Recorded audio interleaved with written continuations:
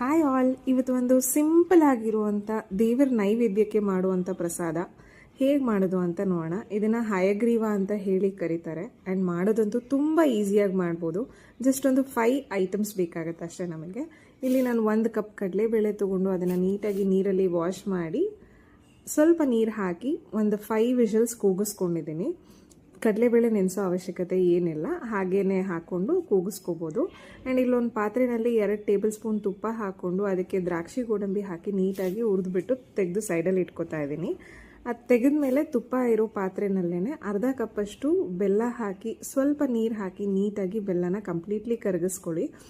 ಬೆಲ್ಲ ಕರಗಿದ ಮೇಲೆ ಅದನ್ನು ಸ್ಟ್ರೈನ್ ಮಾಡ್ಕೊಳ್ಳಿ. ಯಾಕಂತ ಹೇಳಿದ್ರೆ ಬೆಲ್ಲದ ಪಾಕ ನೀವು ಮಾಡಿದಾಗ ಕೆಳಗಡೆ ತಳದಲ್ಲಿ ನಿಮಗೆ ಸ್ವಲ್ಪ ಗಲೀಜ್ ಅಂತನೋ ಇಲ್ಲಾಂದರೆ ಕಡ್ಡಿ ಇಲ್ಲ ಕಲ್ಲು ಆ ಥರದ್ದು ಏನಾದರೂ ಸಿಗುತ್ತೆ. ಹಾಗಾಗಿ ನಾನು ಅದೇ ಪಾತ್ರೆನ ನೀಟಾಗಿ ತೊಳೆದ್ಬಿಟ್ಟು ಮತ್ತೆ ಅದೇ ಪಾತ್ರೆ ಇಟ್ಟು ಸ್ಟವ್ ಮೇಲೆ ಅದಕ್ಕೇ ಬೆಲ್ಲದ ಪಾಕ ಸ್ಟ್ರೈನ್ ಮಾಡಿದ್ದನ್ನು ಹಾಕಿ ಈಗ ಕಡಲೆಬೇಳೆ ನಾವೇನು ಬೇಯಿಸಿಟ್ಕೊಂಡಿದ್ವಲ್ಲ ಅದ್ರ ನೀರು ಹಾಕಿಲ್ಲ, ಬರೀ ಕಡಲೆಬೇಳೆ ಮಾತ್ರ ತೆಗೆದು ಹಾಕಿದ್ದೀನಿ.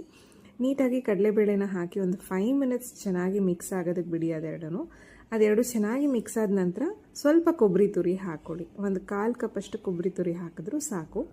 ಕೊಬ್ಬರಿ ತುರಿ ಹಾಕಿ ನೀಟಾಗಿ ಚೆನ್ನಾಗಿ ಮಿಕ್ಸ್ ಆಗುವಷ್ಟು ಬಿಟ್ಟು ಒಂದು 5 ಮಿನಿಟ್ಸ್ ಆಗುತ್ತೆ, ಚೆನ್ನಾಗಿ ಮಿಕ್ಸ್ ಮಾಡಿಬಿಡಿ. ಅದಾದ ನಂತರ ನಾನು ಇಲ್ಲೊಂದು 2 ಏಲಕ್ಕಿ ತೊಗೊಂಡು ನೀಟಾಗಿ ಕುಟ್ಟಿ ಪುಡಿ ಮಾಡಿ ಹಾಕ್ಕೊಂಡಿದ್ದೀನಿ.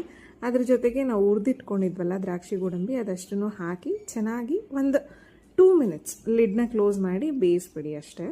ಅದಾದ ನಂತರ ಇಲ್ಲಿ ಹಯಗ್ರೀವ ರೆಡಿ ಆಗಿದೆ. ಇದ್ರ ಮೇಲೆ ನೀವು ಬೇಕಾದರೆ 1 ಸ್ಪೂನ್ ತುಪ್ಪ ಹಾಕ್ಕೊಂಡು ಕೂಡ ದೇವ್ರಿಗೆ ನೈವೇದ್ಯನಾದರೂ ಮಾಡ್ಬೋದು, ಇಲ್ಲ ಮನೆಯಲ್ಲಾದರೂ ಯಾವುದಾದ್ರೂ ಸ್ವೀಟ್ ಅಂತನಾದರೂ ನೀವು ಆರಾಮ್ಸೆ ತಿನ್ಕೋಬೋದು. ಇದನ್ನು ನಾನು ಫ್ರೈಡೇಗೆ ದೇವ್ರ ನೈವೇದ್ಯಕ್ಕೆ ಅಂತ ಹೇಳಿ ಮಾಡಿದ್ದು ಆ್ಯಂಡ್ ಮನೆಯಲ್ಲೂ ಎಲ್ಲರಿಗೂ ತುಂಬ ಇಷ್ಟ ಆಯಿತು. ನಿಮಗೂ ರೆಸಿಪಿ ಇಷ್ಟ ಆಗಿದರೆ ಲೈಕ್ ಮಾಡಿ, ಶೇರ್ ಮಾಡಿ, ಸಬ್ಸ್ಕ್ರೈಬ್ ಮಾಡಿ and thank you so much.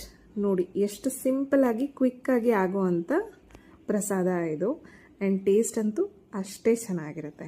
Thank you all.